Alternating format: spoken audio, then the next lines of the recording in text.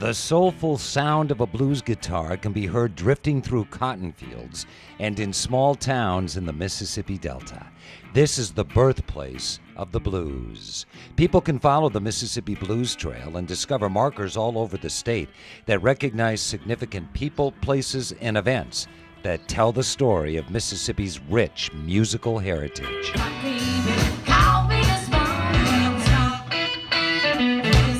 In 2003, the Mississippi Blues Commission unveiled the trail to quench an international thirst for the blues experience. There were so many people coming in just on their own, people from Belgium or Japan or Nebraska or New York, just kind of wandering around looking at the highway signs because the Highway 61 sign was famous, or asking where the juke joints were. Mississippi kind of woke up to the fact that a lot of people are interested in this stuff, and we need to promote it. Our first stop takes us to Belzoni, where we heard about the deep roots of the blues from a costumed interpreter who slipped into a rocking chair to tell stories. They call me the mama of the blues when I'm in character, son. I talk about the blues music from the motherland of Africa to the time it arrived in the United States of America, and how we played with it in the cotton field of the Mississippi Delta.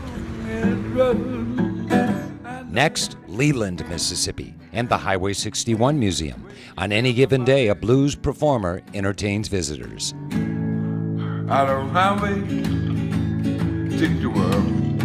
Some tourists taking pictures of guitarist Pat Thomas, who comes from a long line of bluesmen, by the way. Listening to my family telling me. The late, great B.B. King was born just outside of Indianola on Berkeley Plantation. The multi-million-dollar B.B. King Museum features world-class exhibits, video presentations, and details about King's amazing ascension to the top of the blues world. This facility in a converted cotton mill draws visitors to the Delta and shows how blues music is a significant tool for tourism and economic development. We are the music mecca. Mississippi has made so many great musicians, and for tourists, they love coming here because it's authentic. Welcome to the Crossroads, where historic highways 61 and 49 intersect in Clarksdale. This is the heart of the Mississippi Delta.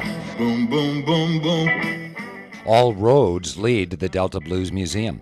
Fans and travelers find out how this form of music, born in Northwest Mississippi, influenced so much of the American music scene. It lives in other genres of music, and once you kind of understand the blues, you hear it in different forms of music. And to quote Willie Dixon, the blues is the roots, the rest is the fruits.